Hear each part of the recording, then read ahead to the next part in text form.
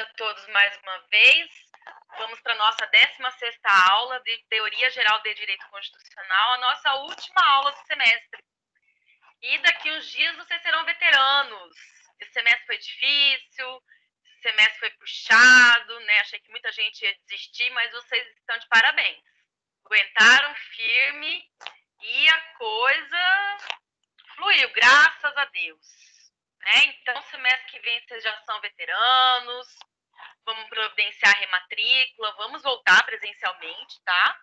Ninguém precisa se preocupar que a gente vai voltar, mas vamos voltar só quando estivermos todos em segurança, tá bem? Hoje a gente vai fazer, então, a revisão da prova de Teoria Geral de Direito Constitucional. A prova vai ser a partir da aula 9, tá? Pouca coisa, viu? Pouca coisa. A partir de direitos humanos, e aí a gente vai até direitos de nacionalidade, ok? Então, vamos começar relembrando, e eu não vou dar aula novamente, tá? Eu vou só fazer uma revisão, porque isso aqui é tudo coisa que você já viu, que você já aprendeu, certo? Na pré-aula, na pós-aula, no seu KLS e aqui nas nossas aulas. Falamos, e é uma coisa que você vai ter que guardar para o resto da sua vida acadêmica e pós-acadêmica também, porque é o tema mais importante do direito, que são os direitos humanos e os direitos fundamentais. O que são esses direitos?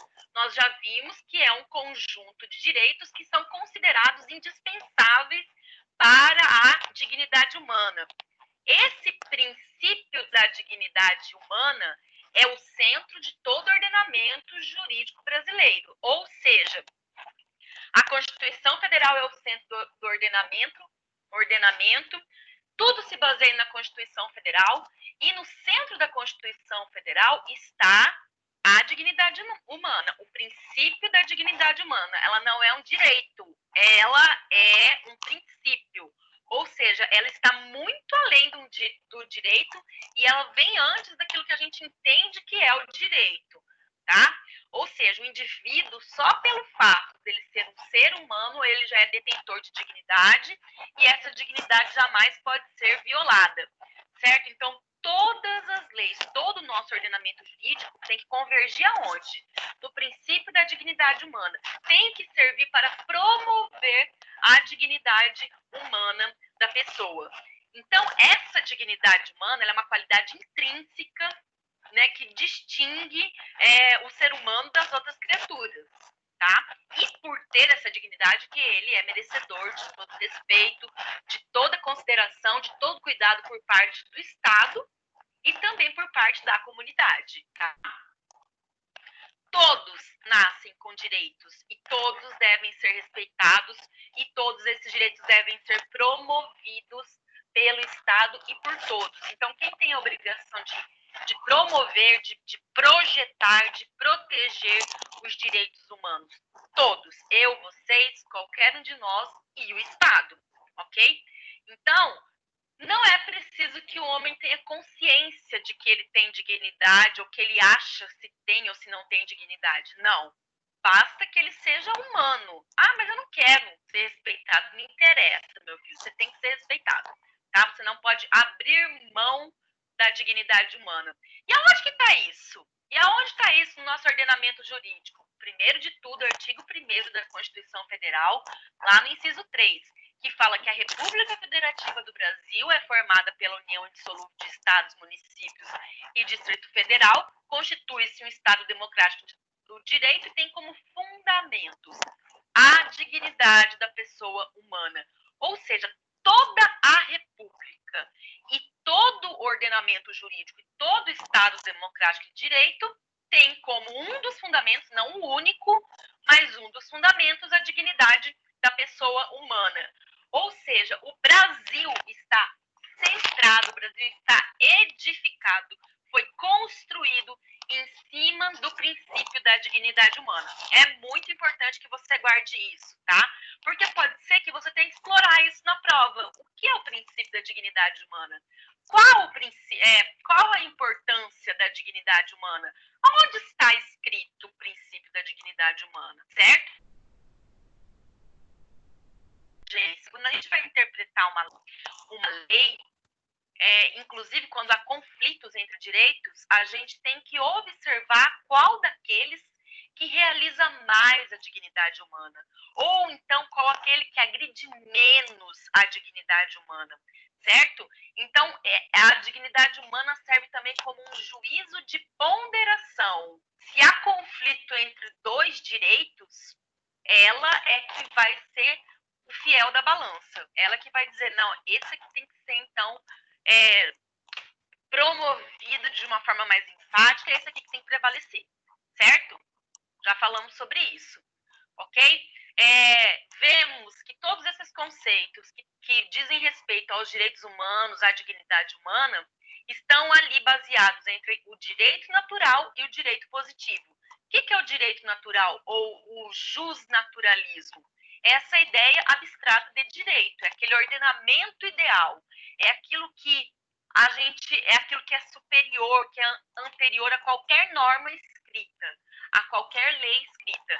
Então, é um sistema de normas que independe das variações da sociedade, das variações do Estado, independe de tudo isso, certo? É aquilo que nasce com a pessoa, é aquele direito que é fruto de um pressuposto que é o correto, que é o justo, que é o devido, que é a parte que cabe a cada um, ok?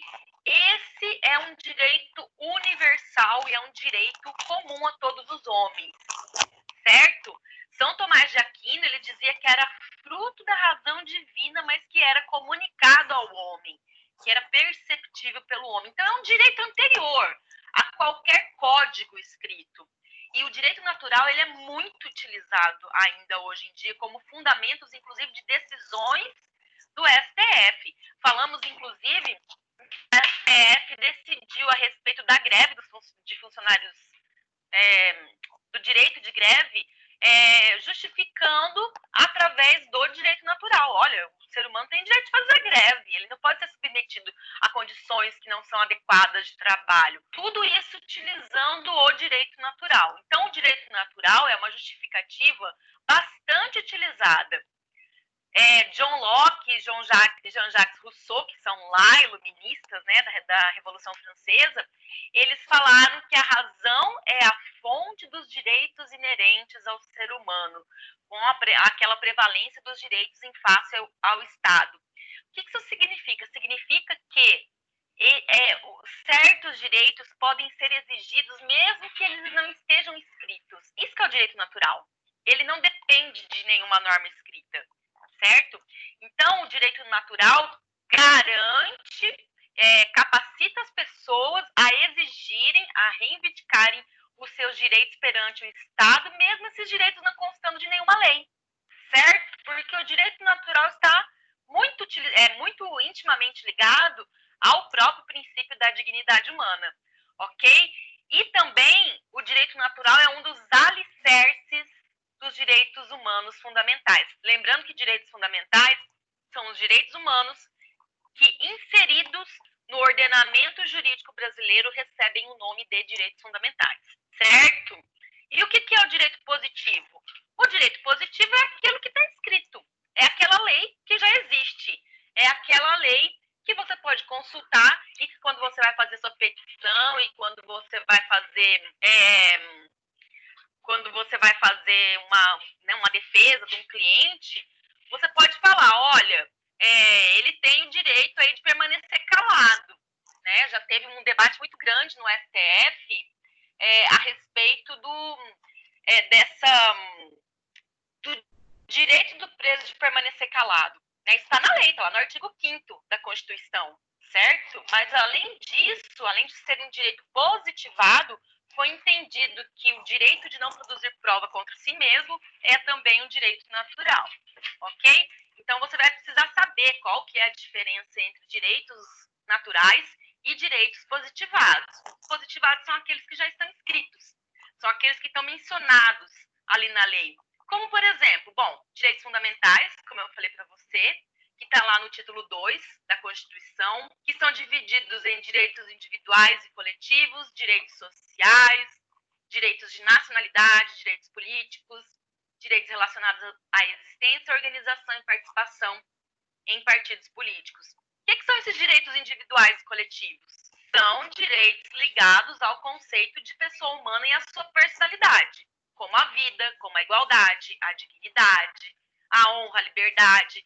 Esses são os direitos que estão lá no artigo 5º e nos seus incisos, certo? Direitos sociais são aqueles direitos que o Estado tem que proporcionar para o indivíduo. Ou seja, ele tem que garantir educação, trabalho, saúde, previdência social, lazer, segurança, proteção à maternidade, à infância, assistência aos desamparados. Então, aqui é o Estado agindo em benefício da pessoa. Nesses direitos aqui, nesses direitos individuais e coletivos, que são os direitos de primeira geração, retomando aqui um pouquinho, o Estado tem que se abster de interferir na esfera privada do indivíduo. Ou seja, de tolher a liberdade dele de forma injusta. O Estado não pode mais dispor da propriedade dele. O Estado não pode ferir, como é que fala? Não pode dispor da vida mesmo, sopro de vida, né? Não pode. O Estado tem que se abster de entrar na esfera particular do indivíduo.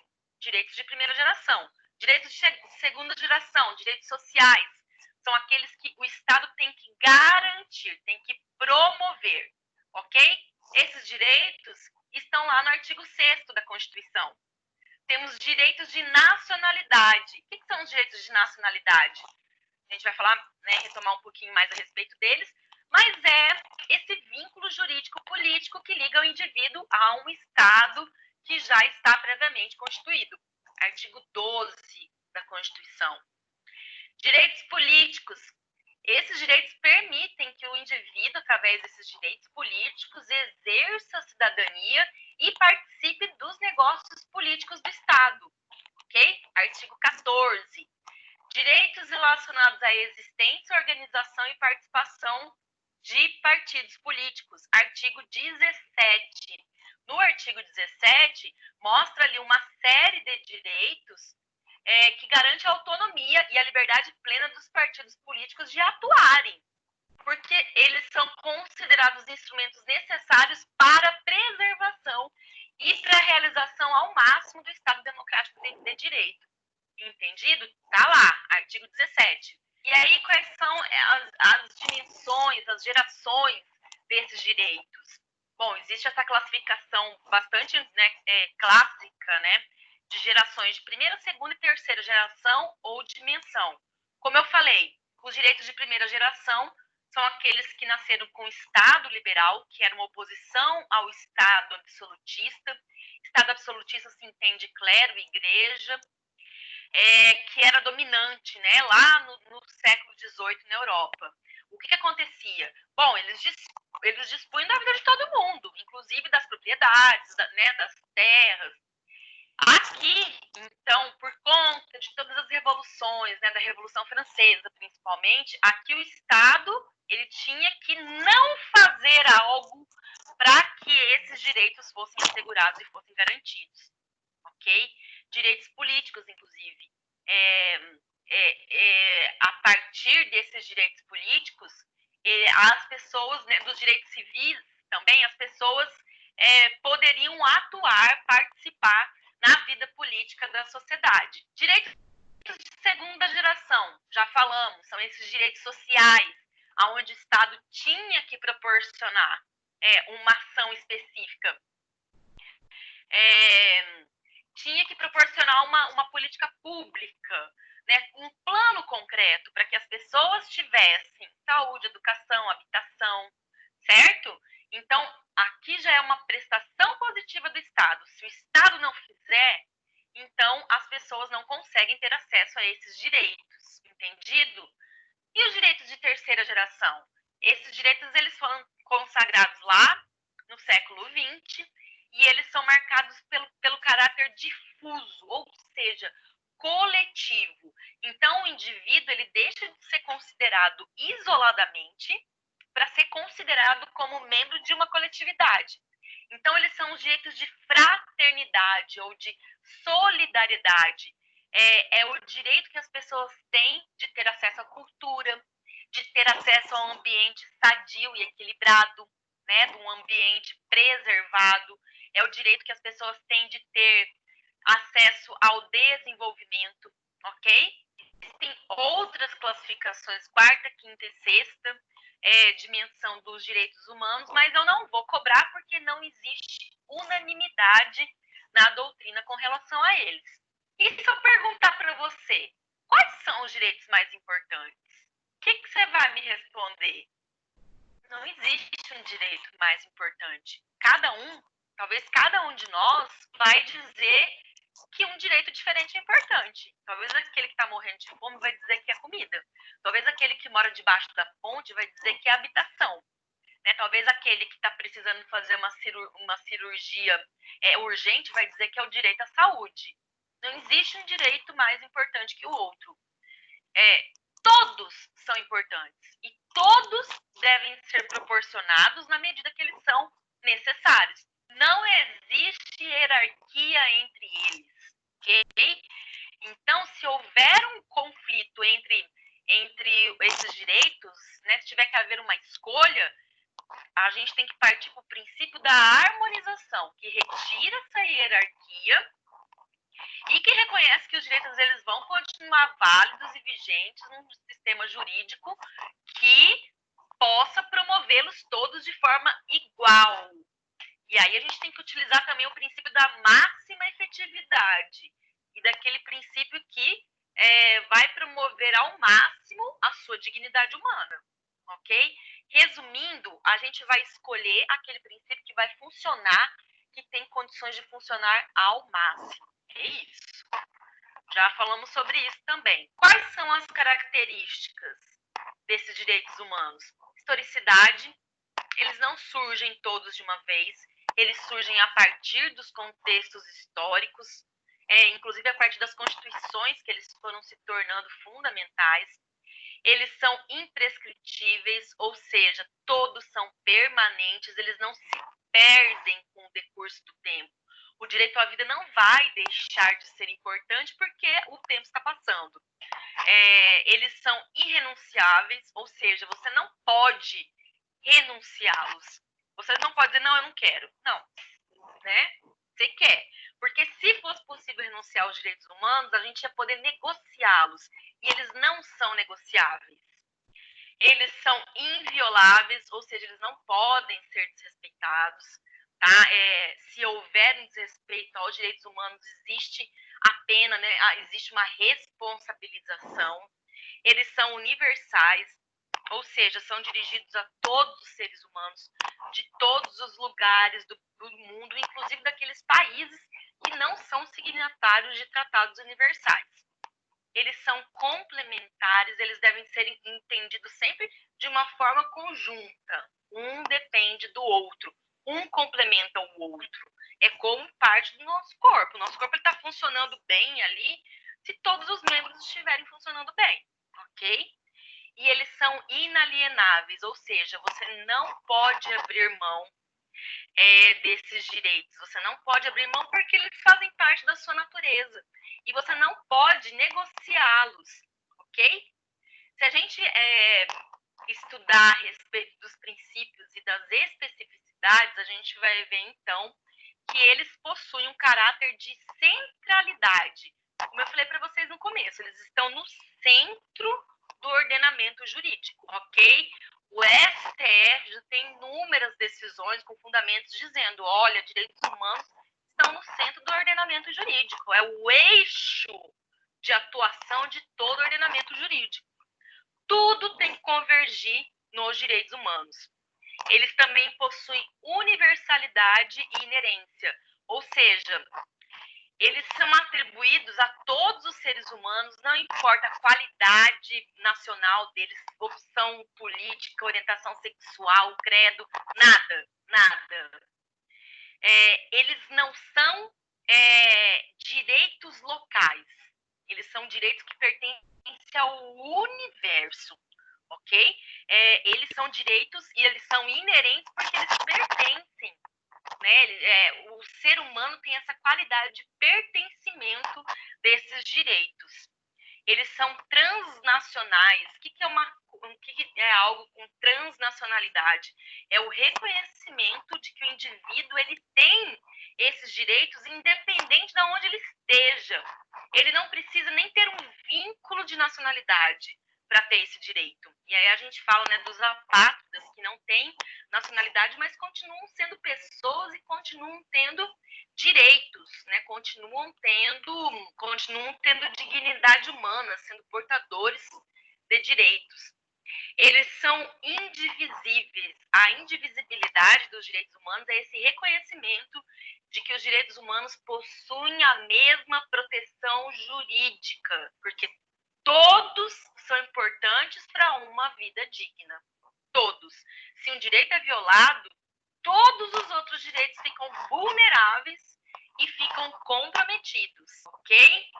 Então, não é possível a gente proteger um direito em detrimento do outro. Escolhe aí qual que você quer. Não, não é. Não pode ser dada essa opção de escolha. Todos são importantes. Os direitos aí, nesse mesmo sentido, então, eles são interdependentes. É o reconhecimento de que todos os direitos humanos contribuem de igual forma para a realização da dignidade humana. E que a dignidade humana da pessoa só vai ser realizada na sua máxima potência se todos eles estiverem funcionando. Por quê? Porque eles dependem um do outro, ok? E aí, nesse mesmo sentido, eles têm essa unidade. Essa unidade de direitos é porque eles são indivisíveis, interdependentes e interrelacionados. Como eu falei, se um direito é violado, todos os outros direitos eles ficam vulneráveis e eles ficam comprometidos, ok? Alguma pergunta até aqui, pessoal?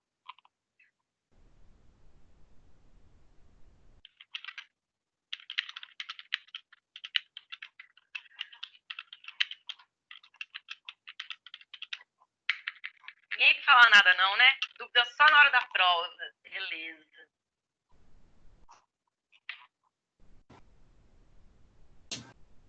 Tô até com medo, professor. Medo de quê? Até prova. Por que você pretende não estudar? Não, tô estudando. Então, medo pra quê, meu filho? Fé em Deus e pau na máquina. Beleza. Para proteger esses direitos, para proteger aquilo que é fundamental para o ser humano, quando um desses direitos, principalmente com proteção constitucional, é violado, o que a gente utiliza? Remédios constitucionais. Remédios constitucionais. O que são esses remédios constitucionais?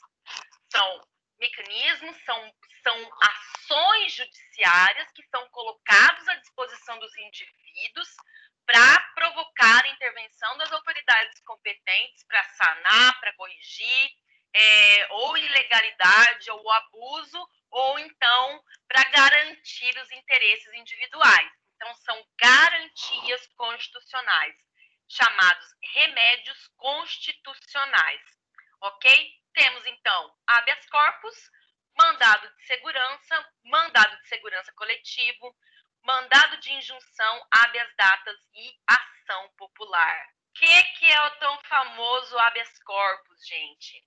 É uma ação penal de natureza constitucional que tem o objetivo de prevenir ou de sanar violação ou coação ou ameaça iminente à liberdade de locomoção por ilegalidade ou por abuso de poder, ok?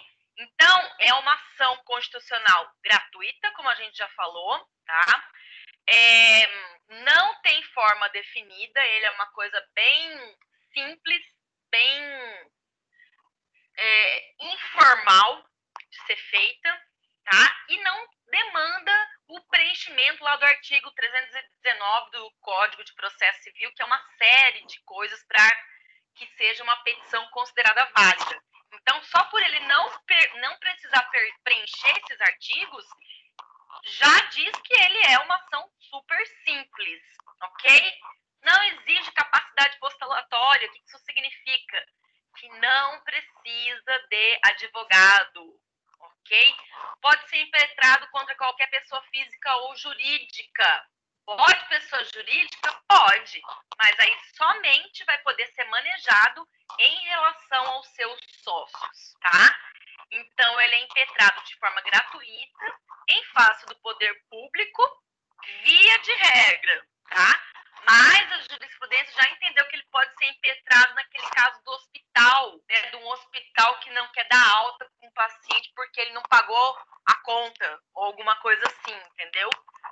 Certo? Se ele Então, ele pode ser impetrado em face do hospital que não permita a saída do paciente que já tenha recebido alta médica. Recebeu alta médica, mas você não vai se liberar porque você não pagou. Pode? Não pode. Ok? Quais são os elementos? Impetrante, impetrado, paciente. Ok? Quem é o impetrante? Aquele que impetra a ordem, aquele que assina.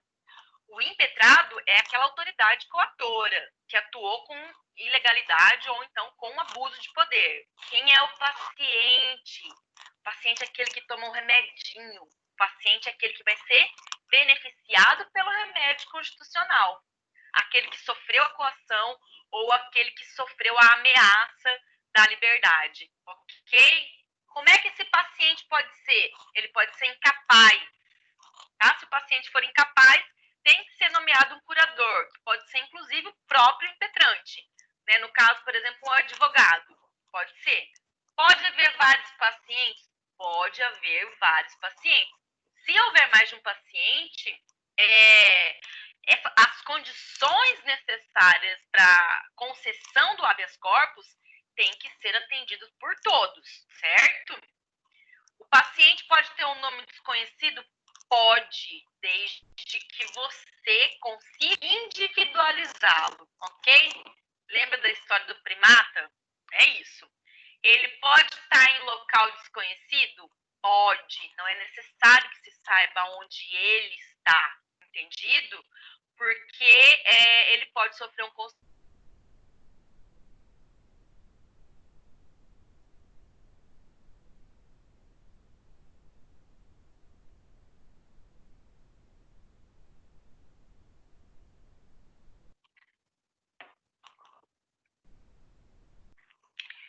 Voltei. Então, não é necessário saber aonde esse paciente está, ok? Ele pode ser um paciente foragido? Pode ser um paciente foragido. Não impede o julgamento do habeas corpus, ok? De quem que é a competência para conhecer o pedido do HC?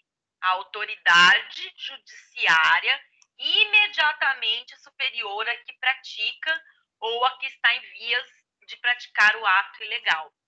Por exemplo, se um delegado ameaça me prender de forma injusta, para quem que vai? Vai para o juiz da primeira vara, né? Vai para o juiz. Se for um juiz que cometeu a ilegalidade, vai para o tribunal. Lembra que eu passei um esqueminha? Então, você tem que entender que é sempre aquele para uma posição superior. Beleza? Quais são as modalidades? Temos duas: preventivo e repressivo ou liberatório, ok? Então, tem o habeas corpus. Aí existe a ilegalidade ou o abuso de poder em face do direito de locomoção. Preventivo é em caso de constrangimento iminente, tá? Quando houver ali um fundado e concreto, uma concreta ameaça ao direito de locomoção. Para que eu tomo vacina? Para me prevenir. Então, é uma medida preventiva. Eu não quero precisar, eu não quero ficar doente, ok? A doença aqui, então, é o constrangimento ilegal ou a prisão, certo? Então, para que você não seja preso, você vai entrar com um habeas corpus preventivo, certo? Mas e quando já aconteceu esse constrangimento à liberdade de ir e vir? Então, ele é repressivo ou liberatório, tá? Se você entrou lá com preventivo, que é para você não ser preso, o resultado dele vai ser um pedido de salvo-conduto. Um pedido de salvo-conduto que você pode circular livremente, ok? Se é um HC repressivo ou liberatório, ou seja, já foi violado o direito de ir e vir, você vai pedir um alvará de soltura, tá? Repressivo, salvo-conduto, preventivo, salvo-conduto, repressivo, alvará de soltura, ok? É isso aqui que você precisa entender a respeito de habeas corpus. Muito parecido com habeas corpus, nós temos o que? Mandado de segurança. É um remédio de criação brasileira, previsto pela primeira vez na Constituição de 1934, depois foi reeditado na Constituição de 1946, de 67, finalmente em 88, ok? Hoje é regulamentado pela Lei 12.016 de 2009, tá? Decorre desse entendimento do qual o habeas corpus não mais se aplica na proteção de todos os direitos fundamentais, mas tão somente a liberdade de locomoção. Então, para proteger direito líquido, certo, individual, direito subjetivo individual que não é amparado por habeas corpus, nem por habeas datas, a gente entra com o mandado de segurança. Então, ele tem essa natureza jurídica residual ou supletiva. Ou seja, quando não cabe nenhuma das outras medidas, entra com o mandado de segurança. Certo? Esse é o objeto dele. Proteger direito subjetivo e individual, líquido e certo, não amparado por habeas corpus nem por habeas data. Qual é o cabimento dele? Quando é que ele cabe? Em caso de ilegalidade ou de abuso de poder, a ser combatido por mandado de segurança contra atos praticados por autoridade pública ou pessoa jurídica no exercício de atribuições do poder público. Isso tudo é lei, gente. Está na Constituição. É só ler. Estudante de direito tem que ler a lei, tá? A letra da lei. O que é esse direito líquido e certo? Bom, são aqueles direitos que você comprova de plano. Bateu o olho ali na petição, você está vendo que está tudo ali, beleza. Não cabe dilação probatória. Ou seja, não cabe a possibilidade de você, olha, esse direito é meu, mas eu preciso aqui de testemunha. Não, é documental, é ali. Não cabe dilação probatória. Dilação probatória é essa oportunidade que você tem de produzir todas as provas admitidas em direito. Você não vai ter essa possibilidade. Você tem que comprovar logo de cara, ok? Então, se precisar de mais direito, de mais provas para provar o direito, não é o habeas corpus, não é o mandado de segurança que vai caber, tá? Quais são os elementos? Impetrante, que é o titular do direito violado.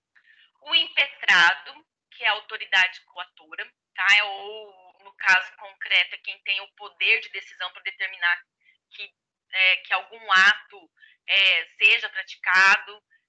Pode ser o agente público, pode ser pessoa jurídica de direito privado, a quem o poder público tenha delegado poderes para exercer atribuições que lhes são próprias. Enfim, pode ser os serventuários, poderão figurar aqui no caso de impetrado os serventuários da justiça, os notários e oficiais de registro público. É isso. Aqui existe prazo 120 dias a contar do conhecimento pelo impetrante da ilegalidade ou do abuso de poder praticado pela autoridade. Prazo 120 dias. Não são 4 meses. São 120 dias. Isso faz muita diferença. Ok? Precisa de representação processual? Precisa. Aqui você precisa ter um advogado, certo? Ou uma advogada que seja eficiente. Habeas data.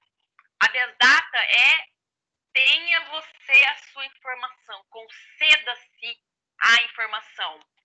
Serve para assegurar o conhecimento de informações relativas à pessoa do impetrante, que conste de registros ou bancos de dados de entidades governamentais ou de caráter público, tá?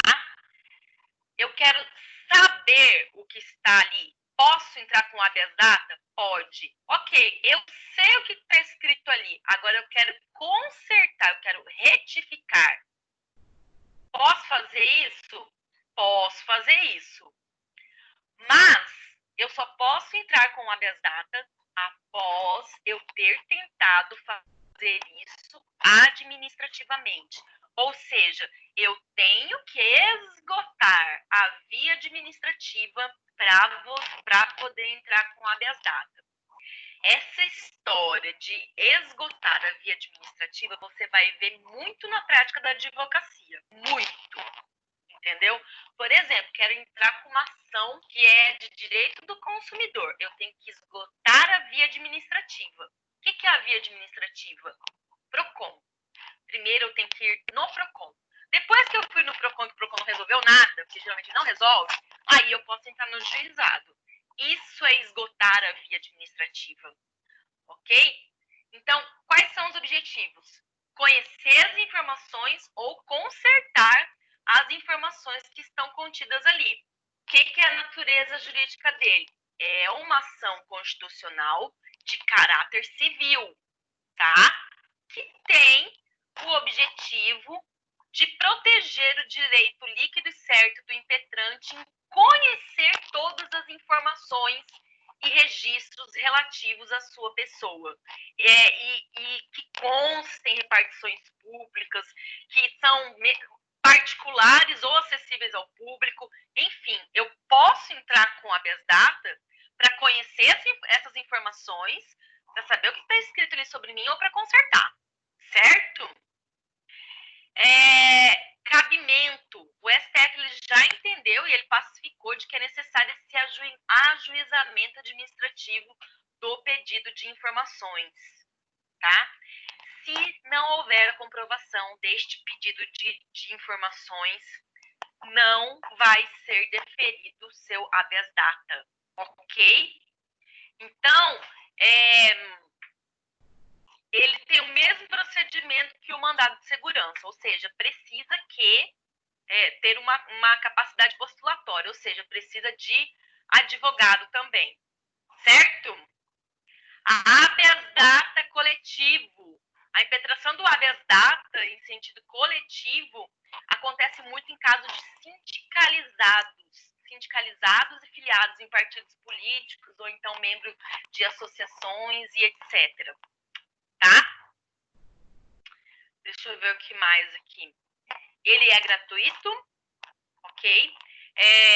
Embora ele não seja exigido pagamento de custas e de taxas judiciais, é importante que conste na petição um valor inicial da causa, ainda que seja só uma estimativa, ok? Tem que ter, isso é procedimento, isso é praxe, tá?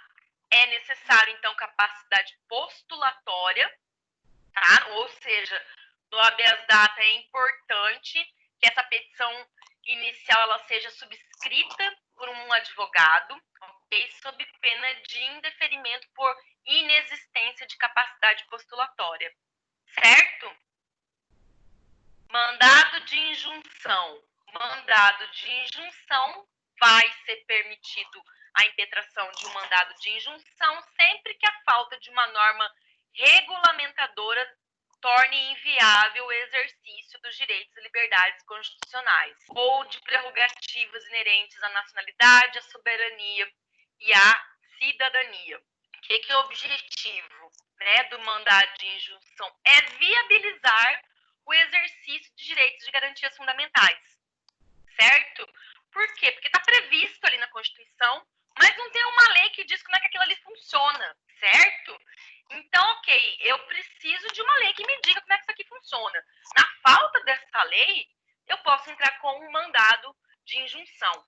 A principal finalidade é promover essa aplicabilidade imediata da norma constitucional, ok? É para funcionar para ontem, Requisitos. Essa norma constitucional de eficácia limitada tem que existir, ou seja, tem que existir essa norma com uma lacuna, com uma ausência de normatividade. Quando houver ausência de uma norma infraconstitucional regulamentadora, ou seja, está previsto ali, mas não existe, né? Não sei como usufruir desse direito. E é necessário também que o impetrante seja o beneficiário direto, tá, do direito da liberdade ou da prerrogativa desse mandado de injunção. O que isso significa? Significa, por exemplo, eu quero entrar aqui com um mandado de injunção para colocar meu filho na creche. Mas eu não tenho filho. Não é para mim, né? Pode ser, é para um bairro lá longe, que não tem nada a ver comigo. Posso me meter nessa história? Não posso, tá? O outro requisito é de que essa ausência dessa regulamentação impossibilite o exercício, impossibilite o gozo desse direito, o usufruto desse direito, impossibilite o cidadão de usufruir, de realizar soberania, de realizar cidadania ou a nacionalidade, ok? É isso.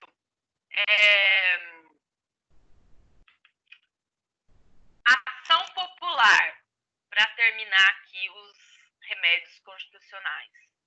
Ação popular. A ação popular fala que qualquer cidadão é parte legítima para propor uma ação popular que vise anular, reverter ato lesivo do patrimônio público ou da entidade de que o Estado participe, desde que fira a moralidade administrativa, prejudique o meio ambiente ou o patrimônio histórico e cultural. E aí o autor ele é isento de custas, salvo se ele agir de má fé, tá? Se comprovadamente ele agir de má fé. O que é o objetivo? Anular este ato lesivo, ok? Então, se esse ato ele fere a moralidade administrativa, o ambiente, o patrimônio histórico, cultural, blá, blá, blá, então pode ser ajuizada uma ação popular. Essa ação tem o objetivo de fazer com que todo cidadão seja um fiscal do bem comum, certo? O que a gente entende, então, que é um patrimônio público? Patrimônio público tem que ser entendido como sendo o bem de qualquer pessoa de direito público ou de direito privado que o Estado participe, ainda que seja em participação minoritária. Praça, acervo cultural, até práticas culturais, enfim. Ou então, por exemplo, um político descaradamente está como é que fala? Superfaturando uma obra ou alguma coisa assim. Então, pode ser ajuizada uma ação popular para que esta obra seja embargada e que ele preste contas automaticamente, né, imediatamente a respeito do orçamento daquilo ali, tá? Quem é que tem legitimidade para fazer isso aqui? Ela pode ser proposta contra a entidade lesada, além dos autores responsáveis pelo ato, bem como aqueles que se beneficiam dele, que daí vai configurar, então, um litisconsórcio passivo, ou seja, várias pessoas estarão no polo passivo da ação, ok? Por exemplo, o governo do estado está fazendo lá uma obra na rodovia 163, alguma coisa assim, através da Secretaria de Infraestrutura. A Secretaria de Infraestrutura contratou uma empresa que está usando o pior tipo de material e o negócio está absurdo de caro. Coloca os três no polo passivo. A empresa, a secretaria, o governo do estado, ok? Aí vai se formar, então, um litisconsórcio passivo. Deixa eu ver o que mais. Então, além... O Ministério Público não tem legitimidade para propor a ação popular, apenas no caso do cidadão que entrou com a ação e desistiu. Aí ele pode assumir, mas ele não pode iniciar, ok? Esses são os principais remédios constitucionais. Dúvidas até aqui?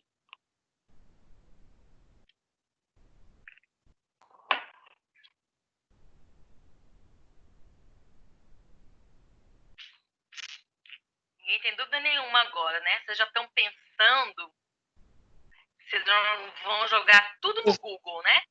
Quando vocês pegarem a prova.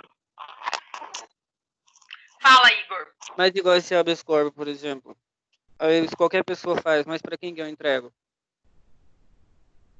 O juiz. Ou então para a entidade superior.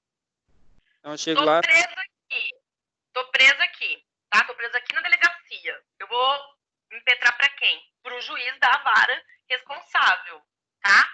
Ah, mas pro juiz aqui, né, que me mandou prender ilegalmente. Pro tribunal. Entendido? Sim. Sempre para autoridade superior, tá? Sempre para autoridade superior. Os juízes daqui se submetem aos desembargadores, ok? No tribunal. Então, eu tenho, se um juiz daqui cometer essa ilegalidade, mandar me prender ou alguma coisa assim, ou estiver me ameaçando, eu entro com habeas corpus preventivo, por exemplo. Aonde? No tribunal. Sempre um nível acima. Tá? Por exemplo, tô preso lá no hospital. Como que eu falo com o juiz? Chego lá no fórum e falo, eu quero falar com o juiz, blá, blá, blá.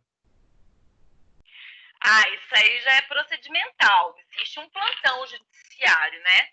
Ou então você protocola pelo sistema mesmo. O que a gente costuma fazer?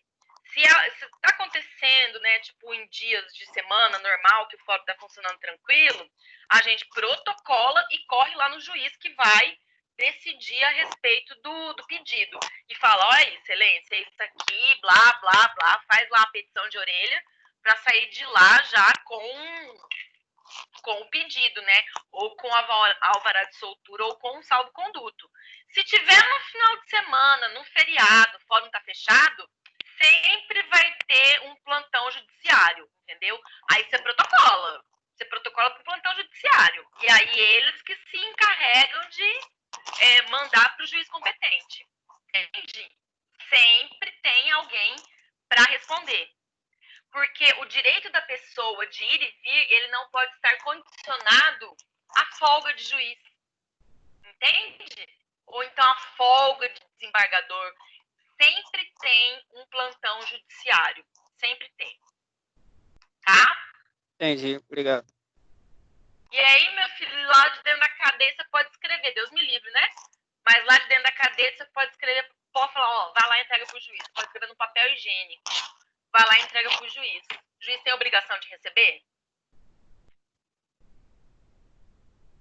Acho que tem. Com certeza ele tem. Com certeza ele tem. Você só tem que se assegurar. Ah, professora, como é que eu vou fazer isso? Contratando uma advogada. Hein, professora? Mas o único que não precisa dessa capacidade postulatória é o habeas corpus. O restante todos precisam, né? O habeas data, Precisa. O habeas corpus é o que não precisa porque ele é o mais simples de todos. Tá? O restante todos precisam, né? Graças a Deus, né, meu filho? Porque senão, pra que ia servir advogado, né? Né? Não é assim. Certo? Mais alguma dúvida? vai cair com gosto na prova. Vou colocar assim, identifique qual é a ação cabível. Prova vale 4.000. Vou dar 4 questões, 4 problemas. Identifique qual remédio constitucional cabível.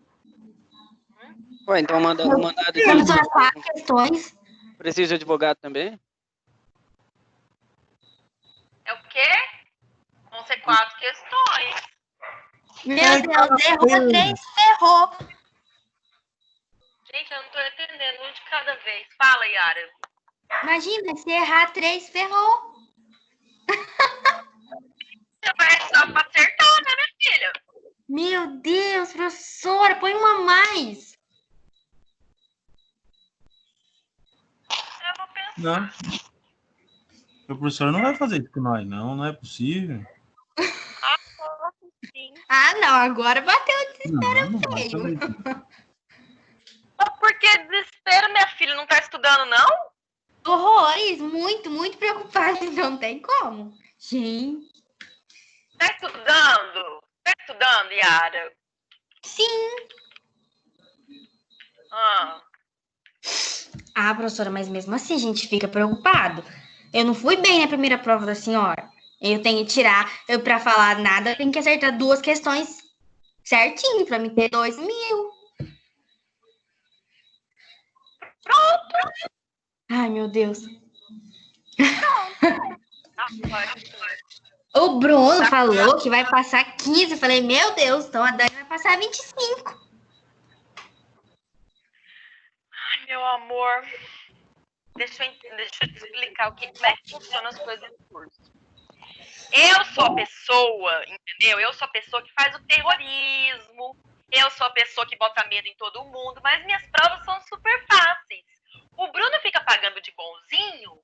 Mas quem que deixa gente de exame é ele, entendeu? Pergunta se os meus alunos das minhas disciplinas ficam de exame. Até porque se ficar de exame, reprova, né? Então não Meu Deus. fique de exame. Vamos seguir, gente. Vamos. E Eu tô com mais medo. Eu tô com mais medo do Eduardo. Ele fica quietinho, né? vocês não precisam ter medo, não. Eu acho que vocês só têm que estudar mesmo, viu? Eu não vou Né? cobrar nada. Eu tô dando revisão. Tô dando revisão. Tá certo. Seguindo aqui. Vamos ver aonde que eu estou. Tô toda perdida. Direitos coletivos e direitos difusos. Ai, não sei se eu vou dar essa aqui, gente. Ah, não, isso aqui é muito chato. Vou até tirar bem daqui, ó. Ó, já reduzi duas aulas.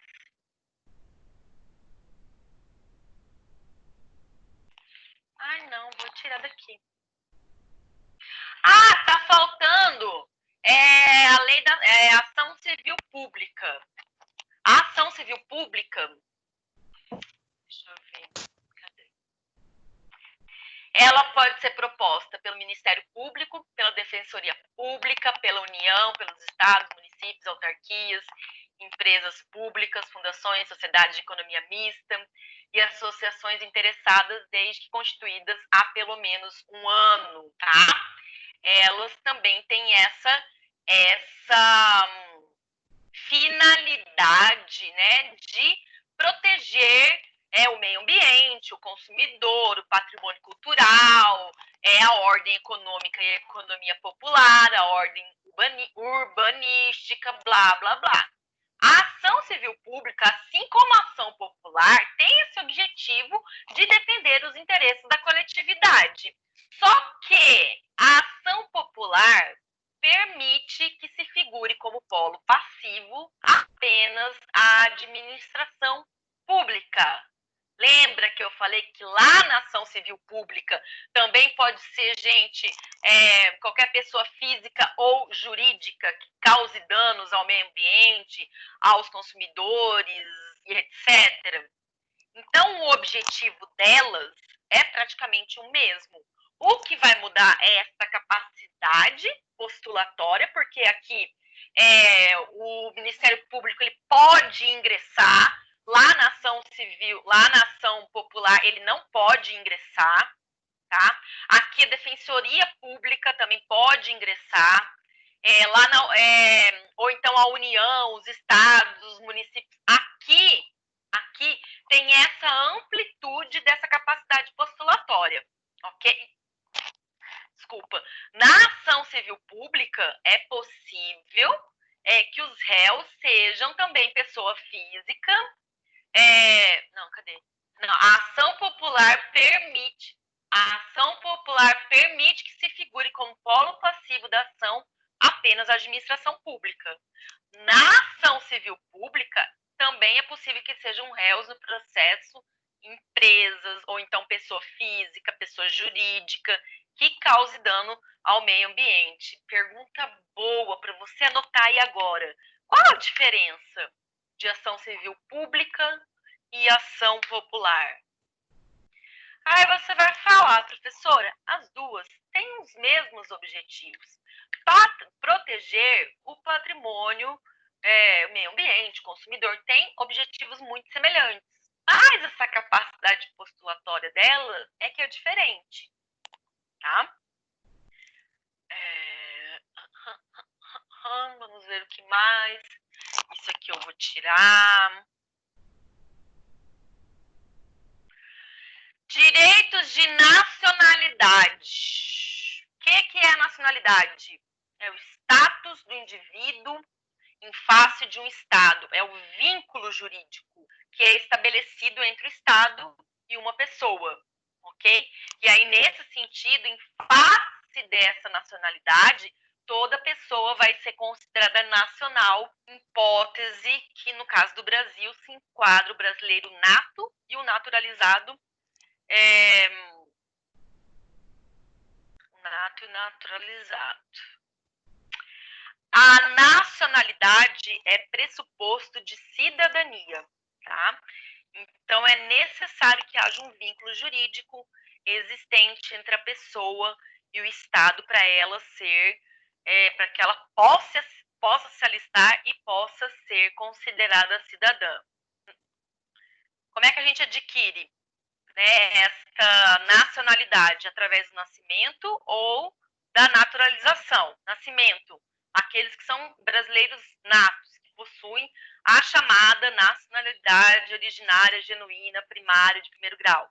Naturalização, que são dos chamados brasileiros naturalizados, que possuem nacionalidade derivada, decorrente, secundária ou de segundo grau, que daí é gerada pela manifestação da vontade do interessado, certo? Então, depende da vontade do estrangeiro. Naturalização depende da vontade do estrangeiro. Nascimento, não. Depende. Você escolheu onde você ia nascer? Não. Né? Como é que a gente identifica, então, os brasileiros natos? 2 critérios. Jus soli e jus sanguinis. Ou seja, a nacionalidade brasileira ela é conferida a todos que nasceram no Brasil, considerando seu território como um limite espacial, aonde o Estado exerce ali o seu efeito, o seu poder, exerce a sua coerção sobre pessoas e bens, ok? Jus sanguinis, qual é esse critério? É o critério de atribuição de nacionalidade por conta da filiação, de quem você é filho. Ou seja, o vínculo jurídico que é estabelecido aqui com o Estado é a partir do genitor ou da genitora, do pai ou da mãe, ou dos dois, tá? Então, acontece em 2 hipóteses. Nasceram no estrangeiro, filhos de pai brasileiro ou de mãe brasileira, serviço do país. E aí, nesse caso, então, basta que um dos pais, a serviço do país, lá no exterior, seja brasileiro, tá? São brasileiros natos também aqueles que nasceram no estrangeiro, filhos de pai ou mãe brasileiro, nato ou naturalizado, desde que registrados em repartição competente, diplomática ou consular. Aqui é só você lembrar do Maia, né, que nasceu do Chile. Eu nunca lembro o primeiro nome do Maia, mas é o Maia, presidente da Câmara. Tá? Então tem que ser registrado em repartição competente ou vir residir no Brasil e opte daí a qualquer tempo, desde que tenha capacidade civil, pela nacionalidade brasileira, ok? Nasci no Chile, mas quando eu completei 18 anos, 23 ou 25 ou 30, vou mudar para o Brasil e vou ser naturalizado lá. Posso? Posso, desde que eu seja filho, né, de pai ou mãe brasileira. Quem são os apátridas? São aqueles que não têm pátria. São aqueles que não possuem uma nacionalidade. Tá? São pessoas sem nacionalidade, o que é intolerável, né, segundo a Declaração Universal dos Direitos Humanos de 1948. Não pode existir. O que são polipátridas? É quando você tem mais de uma nacionalidade. E aí, então, você é chamado de polipátridas, muitas. Isso pode acontecer quando um nacional brasileiro já adquire naturalmente a sua segunda nacionalidade de um país que usa o critério jus sanguinis. Entendeu? Eu nasci no Brasil, mas eu sou filha de... Só um exemplo, que eu não sei se é assim, de alemão. Tá? E lá na Alemanha, se você é filho de alemão, você é alemão também, não importa onde você nasceu. Então, naturalmente, eu tenho duas pátrias, ok? Quase naturalização. O que é isso? Bom, a Constituição ainda traz essa regra de quase naturalização, que é uma regra de reciprocidade aplicada em relação aos portugueses, ok? Não se configura como uma forma de aquisição secundária de nacionalidade, é só uma equiparação em relação aos direitos conferidos aos brasileiros naturalizados, tá? E aí, nesse caso, então, o português continua sendo português, continua sendo estrangeiro. Segundo o artigo 12, parágrafo 1º da Constituição, se houver reciprocidade em relação aos brasileiros, portugueses com residência permanente no país, a eles serão atribuídos, então, os direitos inerentes de brasileiro naturalizado, observadas ressalvas constitucionais. E aí, nesse caso, então, o português ele pode se alistar eleitoralmente e ser considerado um cidadão sem ser nacional. Naturalização de estrangeiros. Ela pode ser ordinária ou extraordinária. Ordinária é quando ela se aplica aos nascidos em países de língua portuguesa, ou seja, se eles nasceram num país lusófono, Angola, Cabo Verde, Guiné-Bissau, Guiné Equatorial, Macau, Moçambique, Portugal, São Tomé e Príncipe, Timor-Leste, desde que eles tenham residência no Brasil por 1 ano ininterrupto e idoneidade moral comprovada. Essa é a ordinária. A naturalização extraordinária, ela é aplicada para estrangeiros de qualquer nacionalidade. Venha requerer essa nacionalidade brasileira, desde que tenha 15 anos ininterruptos no Brasil e que não tenha condenação penal, ok? Que não tenha condenação penal. O que é essa quase nacionalidade? É esses portugueses, né, que a gente já explicou, que tem que ter residência permanente no país e reciprocidade, ok?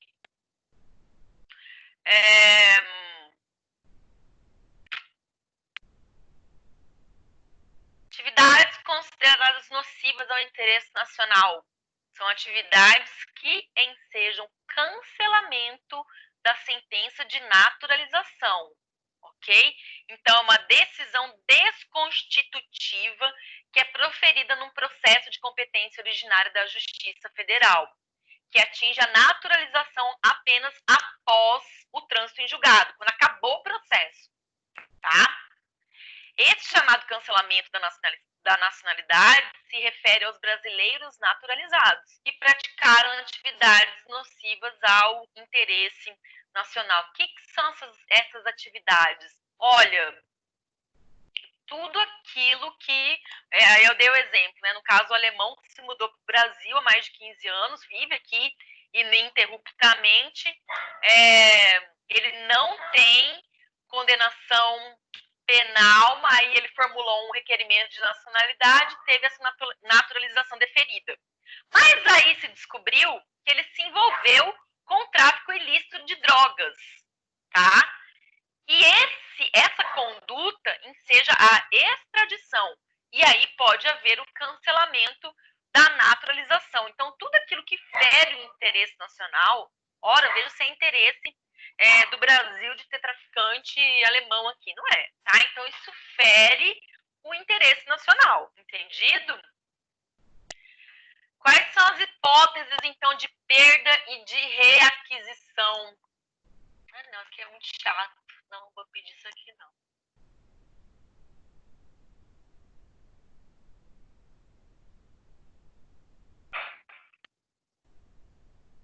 Peraí.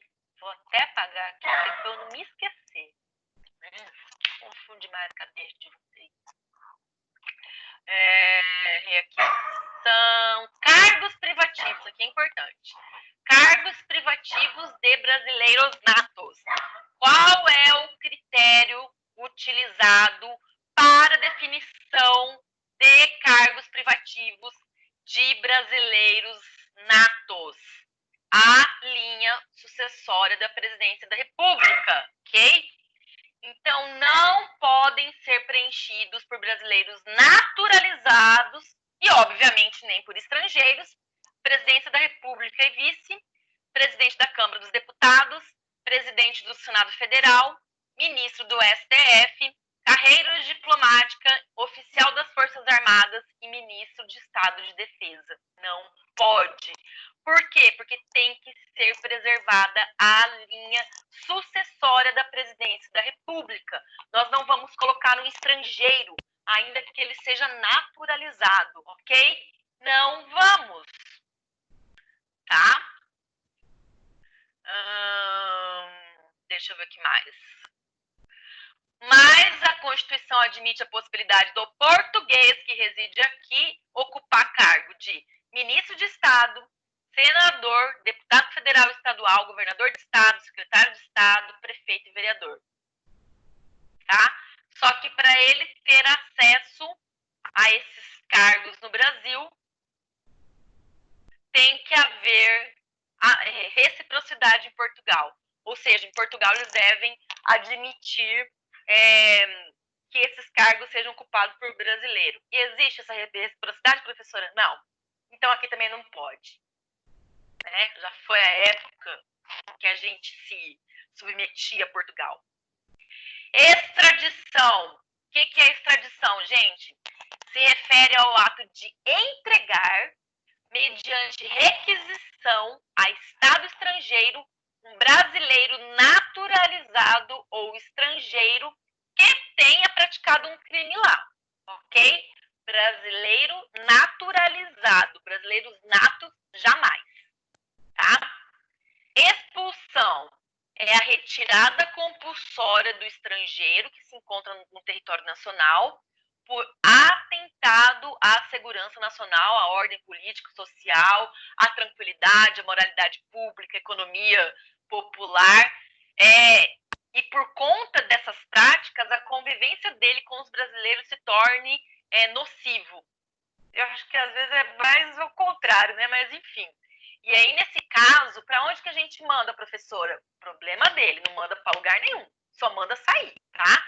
Ali na extradição, você manda de volta lá no país onde ele praticou, né, o ato ilícito. Aqui na expulsão, você só expulsa. Meu filho, para onde você vai, o problema é seu, só não vai ficar no Brasil, tá?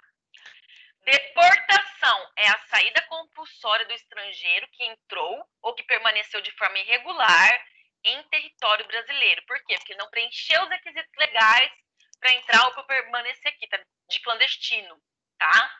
Então, a deportação ela se aplica ao estrangeiro e não ao brasileiro nato ou naturalizado, tá? Nato e naturalizado não são deportados, porque se fosse, isso seria banimento. Não existe banimento. Não existe. Ok? E aí, então, nesse caso de deportação, ele é devolvido para o país de origem dele. Tá bem?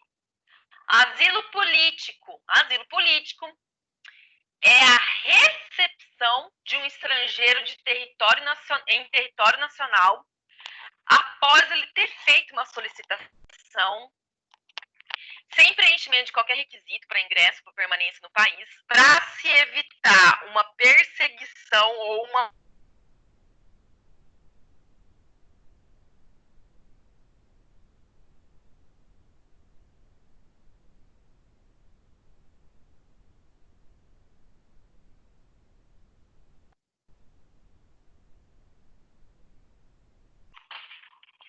asilo político, retomando, é a recepção de um estrangeiro em território nacional após ele ter feito um pedido sem preenchimento de qualquer requisito para ingresso ou para permanência no país, para se evitar perseguição ou punição em seu país por conta de crime de natureza política ou ideológica.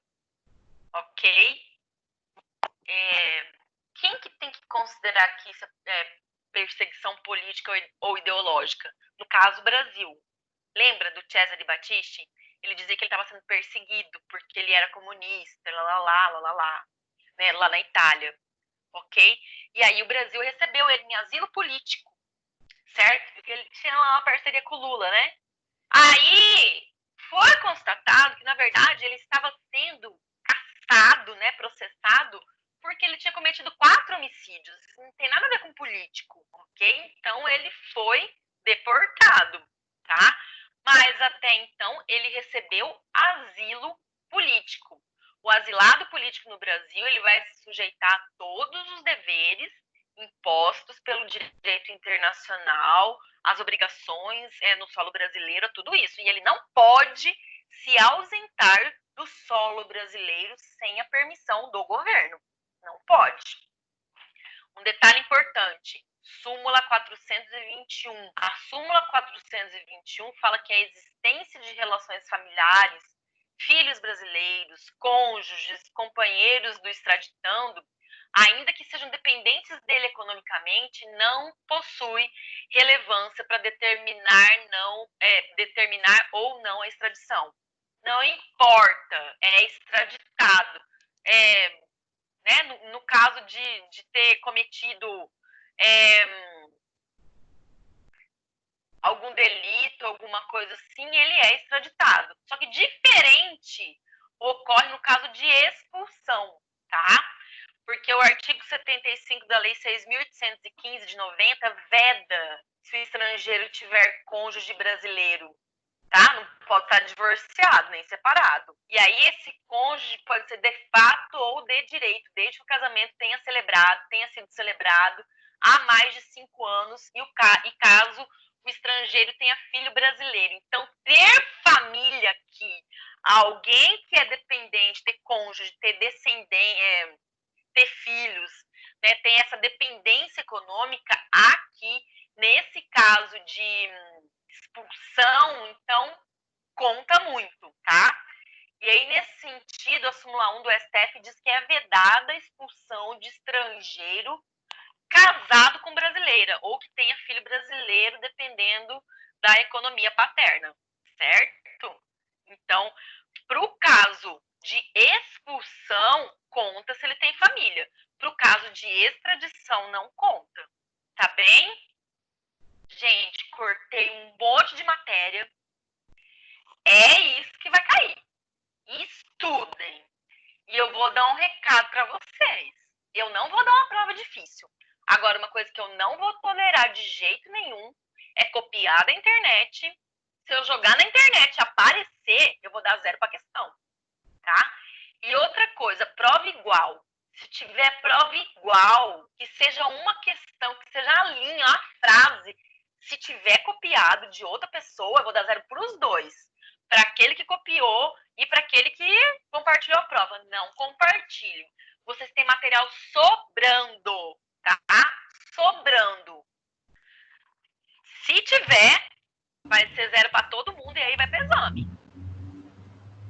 Fala, Enoque. Chora. Não, acho que ninguém faz isso não, né, professor? Faz sim, senhor. Faz, e tem gente muito cara de pau. E, sinceramente, gente, eu vou dizer uma coisa pra vocês, guarde isso. Se você chegar pra mim, ó, isso aconteceu no começo do semestre, eu não vou dizer de que turma que foi, mas a pessoa falou, eu falei, escuta aqui, a fulano e o fulano. Eu falei, escuta, a prova de vocês dois tá igual. O que aconteceu? Falei pra menina que eu conheço. Você compartilhou essa prova? Ela falou, não, professora, sabe o que aconteceu? O fulano me ajudou. Eu tô com um problema muito sério em casa e a minha mãe estava internada, blá, blá, blá, eu não estava com cabeça e ele me ajudou. Mas se for dar 0 para alguém, dá 0 só para mim, porque ele me ajudou. Não dei 0. Anulei só as 2 questões e fiz recomendações expressas. Agora, gente descarada, que vem me dizer não, porque eu quero saber quem foi que copiou minha prova. Gente, não tenta me engambelar. Seja honesto, seja ético, seja decente. Fala, professor, errei mesmo. Seja humilde. E aí você ganha minha misericórdia, tá?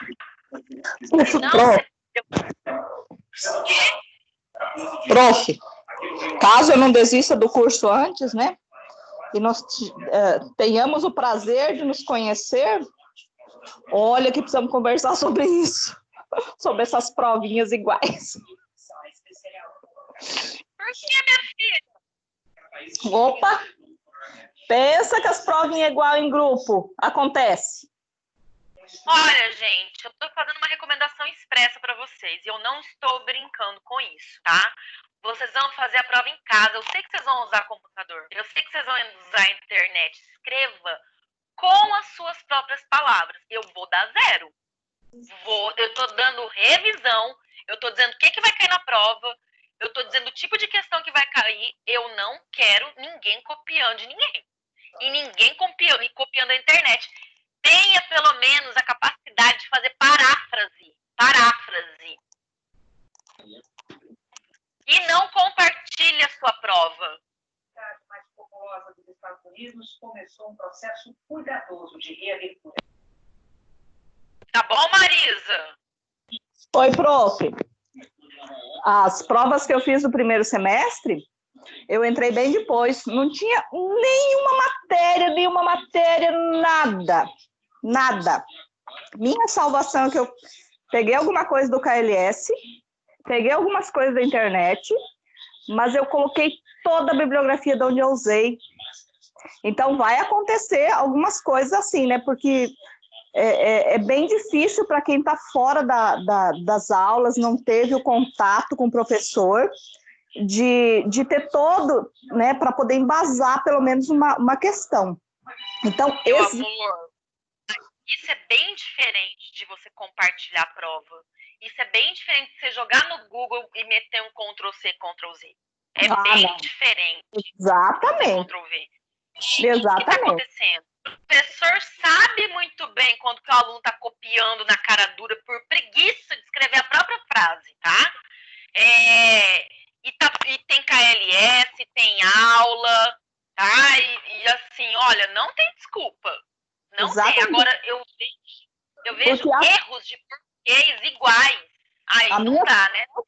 As minhas provas do primeiro semestre, a sua eu não fiz, né? Porque realmente eu perdi o tempo, o prazo. Que eu acho que era até as 21h30, era até as 22h30, mas aí fechava acho que 21h30, coisa tal, por causa do horário de Brasília, eu acabei não colocando, eu estava fazendo ela, daí chegou na hora, não deu mais tempo. Mas dos outros professores, eu fui obrigada a usar o que tinha de material disponível, porque eu entrei bem depois. A gente procura alguma coisa, claro que eu referenciei e coloquei segundo o material encontrado lá em tal lugar, tá, utilizado isso. Minha nota foi péssima. Foi péssima, mas eu fui obrigada a usar isso. Em algumas situações. É só o material que a gente disponibiliza, só. Se alguém te pedir para fazer um trabalho e aí colocar bibliografia, tudo bem, mas para prova, não. Então, nas provas, o que eu tive que fazer, porque eu entrei bem depois nas minhas provas, e eu tive que colocar o que foi encontrado. A gente faz A gente vai para uma outra prova. Essa que passou, passou, tá? Agora todo mundo tem material, todo mundo tem aula disponível, entendeu? É bem diferente. Não é para copiar da internet, gente. Entendi. Não é. Vai passar no sistema, né? Sim, é tudo que está disponível para vocês no sistema. Vocês fizeram pré-aula, pós-aula, vocês têm a aula gravada, vocês assistiram a aula aqui, vocês têm o KLS, vocês têm leituras complementares, tá? É isso. Se você quiser usar um livro, não tem problema. Um outro livro, o livro do Alexandre de Moraes, né? O livro, assim, qualquer outro livro de constitucional, não tem problema. O problema é que tem gente que joga o tema no Google, tá? E aí copia artigo, aí coloca a introdução do artigo. Uma coisa assim, descarada. Isso aí é uma ofensa para professor. Isso é uma afronta para professor. Não façam isso.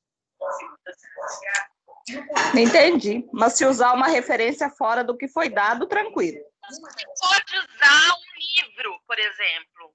Tá? Você pode usar um livro, não tem problema. O que eu não quero é que vocês copiem respostas prontas da internet.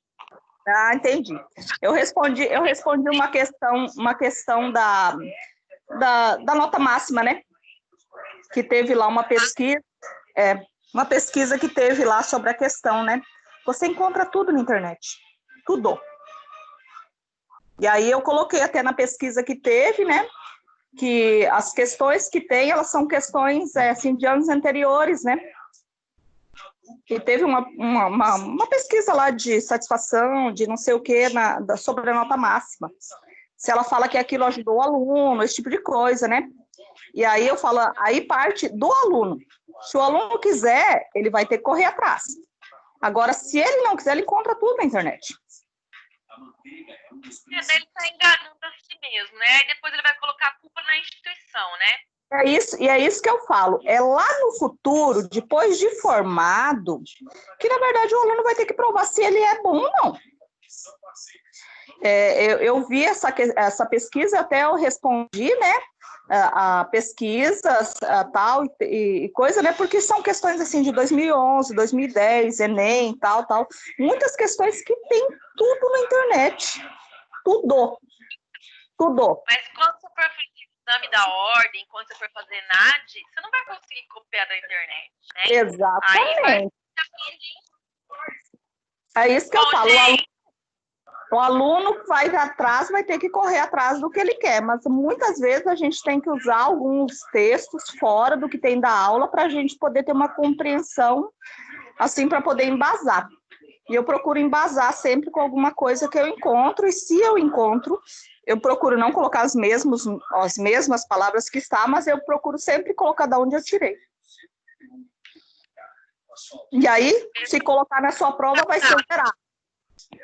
É essa pergunta que eu queria fazer. Copiar da internet, sim, com certeza. Se tiver prova igual, inclusive, sim. Mas se tiver uma referência que foi estudado, alguma questão tirada de algum lugar, não exatamente como está na internet, mas o que foi compreendido será zerado também. Marisa, tem KLS, tem as aulas, tem pré-aula, pós-aula, não tem que copiar da internet. Imagina se você estivesse fazendo a prova dentro da sala de aula. A senhora não está na internet. Isso, não está compreendendo. Eu falei que não copiar da internet, mas usar alguma base que a gente retire, né? Que tenha alguma coisa. Entendendo. Se você estivesse dentro da sala de aula, o que você ia usar? Provavelmente o aluno na sala de aula, ele pesquisa algumas outras coisas e acaba colocando, porque eu já vi até prova de Enem com alguma coisa, falar do segundo autor, fulano de tal, lá e tal. Marizinha, dentro de sala de aula, você usa sua caneta e a sua cabeça. Você tem que imaginar que, embora você esteja fazendo a prova em casa, é como se você estivesse dentro da sala de aula. Não é para usar nada além daquilo que foi formado. Entendi. A senhora quer só o que está nas suas aulas de vídeo, o que está no KLS e o que está nas pós e pré-aula, é isso? Exatamente. Entendi. Exatamente. Ok. É isso. Não é. É isso. Copiou da internet, compartilhou questão com alguém, eu vou dar 0. Isso não é certo.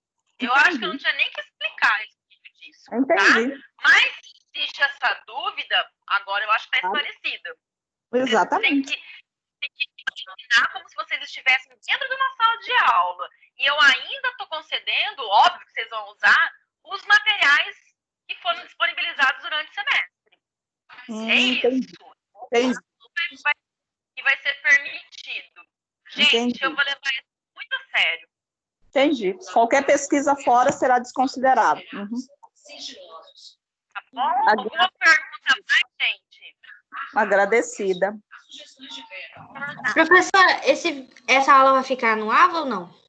Vai. Com coisa mesmo. Assim que eu Tá muito postar. líquido, filho. Tá espirrando tudo na gente, a gente toma banho, fica tudo Neuza, comida. Deusa querida, seu microfone. Desculpa, é que eu abri aqui para perguntar o negócio e falei com a minha menina aqui. Deixa eu aproveitar e perguntar. Vai estar gravado na aula 15? Não, na aula 16, né? A última é 16, não é? É, vai ter. A prova também vai estar na última aula, tá? Mas vai estar com o nome lá. Prova N2. Tá? Então tá. Tá bom, professora. Obrigada. Nada. Que mais, gente? Mais perguntas? Dúvidas? Professora, sobre o negócio do extraordinária, você falou do para naturalização. Tá, ele tem que ter 15 anos, aí a parte que você falou que ele não pode ter crime. É entre esses 15 anos ou antes conta também? Não, nesses 15 anos, Tá bom, entendi. tá? Nesses 15 anos. Antes desses 15 anos, não. Antes desses 15 anos é uma vida pregressa que não interessa, entendeu? Sim. Segunda-feira, dia 15, professora. Segunda-feira, dia 15. Segunda-feira que vem. Tá? Vou ver se eu posto até meio-dia eu posto a prova. Eu deveria dar 3 horas só para vocês fazerem, mas eu sou muito boazinha. Não, mas resumindo, a gente vai chegar em casa às 17, 18. Aí vamos ter as 3 horas, igual, normal. Né? Considerando que as pessoas estão de quarentena, né, Enoque? Mas a gente trabalha, né? Vão ter 3 horas, fica tranquilo. Ei, A noite vai ter aula. A noite vai ter aula normal? Não vai ter aula, não. Ah, nem pra gente comentar a prova, como é que nós foi.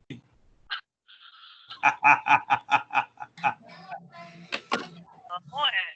Ô, professora, Vocês podem comentar entre vocês, comenta no grupo lá o que vocês quiserem. aí a senhora saiu do grupo. Tá aí. Ei, professora, aí quinta-feira que vem acaba as provas, né? Beleza. Aí na segunda-feira a gente já não tem mais aula. A gente só vai esperar os resultados. Isso, meu amor, isso. E aí a gente tem um prazo muito curto, inclusive, para lançar as provas, tá? Para lançar as notas. E aí vai aparecer lá no seu sistema se você está apto ou não para fazer, se você está aprovado, ou então se você está apto ou não para fazer o exame, tá?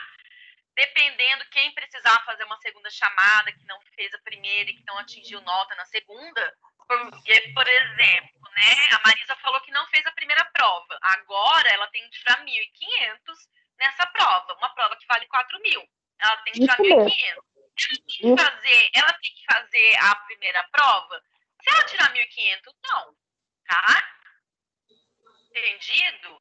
Então, assim, presta atenção, gente. É uma prova que vale 4.000. Para você ser aprovado, você tem que ter um mínimo de 6 mil, que daí entra todas aquelas outras atividades. De prova, você tem que ter 1.500. A prova, a segunda prova, vale 4 mil. É muito ponto, tá? Então, ou você soma a nota da primeira prova com a segunda prova e dá 1.500, ou você tira 1.500 na segunda. Se você tirar 1.500 na segunda, você não precisa mais fazer a primeira. Aqui você perdeu, entendeu? Entendido? Entendido. E aí, se não conseguir atingir, abre um link, alguma coisa para a gente pedir para fazer uma segunda opção, alguma coisa da prova que perdeu, ou só vai direto para o exame? No seu caso, você entrou depois, né? No seu caso, vai ter que... Bem depois. Entrou depois, então, nesse No caso... dia que as aulas pararam. Mas você já entrou... Não, mas você já tinha ido umas 4 semanas, né? Aí você vai ter que ver na secretaria, tá? Porque daí tem que ver se vai ser isenta essa taxa, né? Porque tem uma taxa para quem quer fazer a segunda prova, quem não esteve presente na primeira, entendeu? Então, se fizer para fazer essa segunda prova, você tem que pagar. E é só se você não fez a primeira. Não é que nem nas outras universidades que, eu não fui bem na primeira, vou fazer prova substitutiva. Não existe prova substitutiva. Você só faz a segunda prova se você não estava presente na primeira. E aí você tem que pagar. E se você não conseguiu prova, se você não conseguiu nota na segunda, entendeu, Marisa? Pode ser que você nem precise. Se você acertar duas questões... Professora, eu fui muito mal na sua matéria, professora. A senhora não está entendendo. Eu fui muito mal. Inclusive, alguns trabalhos eu nem entreguei. Marisa, mas aí é difícil te ajudar, né, amiga? Então, eu tenho até a pontuação, né, acima, né, do que é necessário, porque eu fiz o desafio, eu fiz algumas atividades, mas eu perdi muitas atividades que tiveram antes, né? Porque teve bastante coisa de sala de aula, pelo que eu entendi. Foi, assim, bem intenso o início, né, do curso. Mas por que você não fez? Eu dei prazo para todo mundo que entrou depois. Então, mas eu tinha todos, né, os outros trabalhos de todas as outras matérias, porque eu corri atrás de todas.